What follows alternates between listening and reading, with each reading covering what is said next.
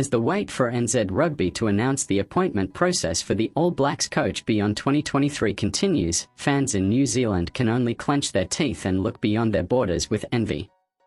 Unlike NZ Rugby, which has yet to declare whether it will take the unprecedented step of interviewing job applicants before the World Cup in France, or wait until after the tournament has been completed, 4 Tier 1 international unions have already contracted their coaches to take them into the post-World Cup phase.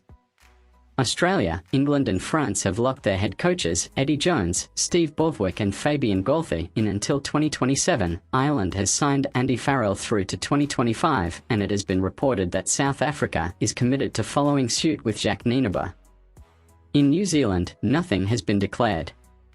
Although Crusaders coach Scott Robertson smoked out a response from NZ Rugby on February 8, saying he expected an announcement in the next few days, it transpired that wasn't the case at all.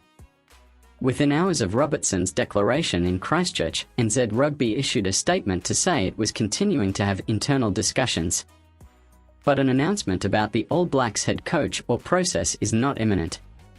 That has been followed by silence. NZ Rugby CEO Mark Robinson, when questioned on the topic at a press conference to announce Alan Bunting as Black Ferns coach in Auckland several days later, wasn't forthcoming with any more details. Robinson indicated that was a conversation for another day. Which one is anyone's guess, for now. That means the rugby public is no closer to understanding what lies in store for incumbent All Blacks coach Ian Foster, or challengers Robertson and, in all likelihood, Jamie Joseph. While Robertson will be frustrated, he may feel more than a hint of trepidation as overseas jobs are filled. He at least has a backup plan. He's got the option of continuing with the Crusaders for another season if he misses the All Blacks job and elects to remain in New Zealand. But no one should kid themselves. Robertson has made it clear he wants the position as All Blacks coach, and having been overlooked when Foster was appointed in late 2019, and then having the rug pulled out from under him when NZ Rugby had him on standby as a replacement for Foster last winter before changing its mind, he has every reason to feel anxious about what lies ahead.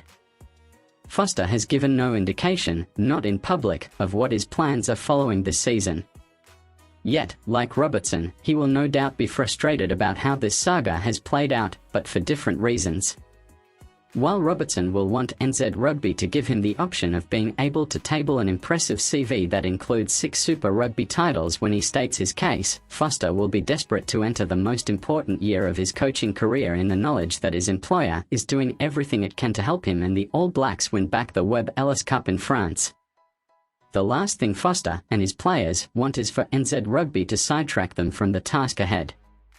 While it's unclear whether Foster is interested in asking for a contract extension, he, surely, will prefer that NZ Rugby wait until after the World Cup before calling for applicants. That will enable him to plan for the season ahead without feeling miffed that his employer has appointed someone else to take over. That's on the assumption Foster actually wants to continue, or be subjected to the public chat about what the newcomer will do better, or worse, in the job.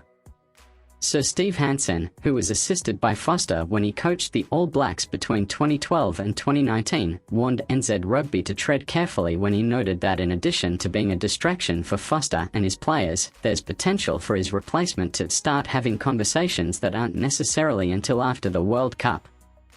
And the ironic thing is that if they win the World Cup, what do they do with Ian Foster if they have already appointed someone else? Hansen said in December. So they, NZ Rugby, are in between a rock and a hard place. Hansen also noted that if a new coach was revealed early by NZ Rugby, it could potentially derail the All Blacks' hopes of winning the Webb Ellis Cup for a 4th time. They are just going to have to work their way through it, and probably the guy they have to work with, most of all, is the incumbent All Blacks coach Ian Foster, and see what he is happy with.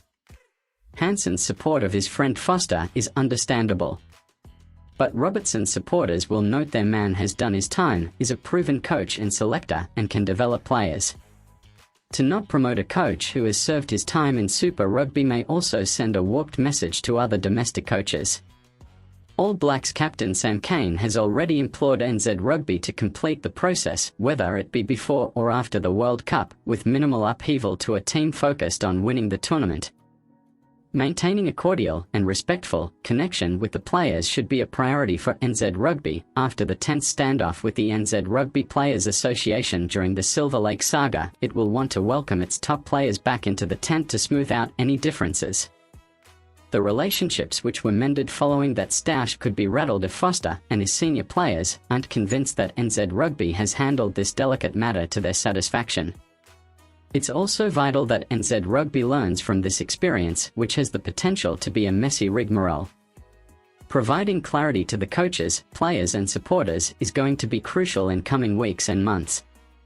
Former All Blacks halfback Justin Marshall, a former teammate of Robertson when they played together for the Crusaders and the All Blacks, implored NZ Rugby to support Foster and team 100% to the hilt.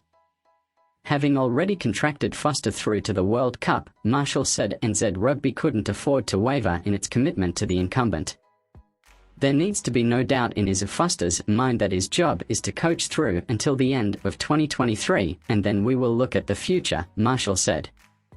That is the decision that they, NZ Rugby, made, so they have to stick by that.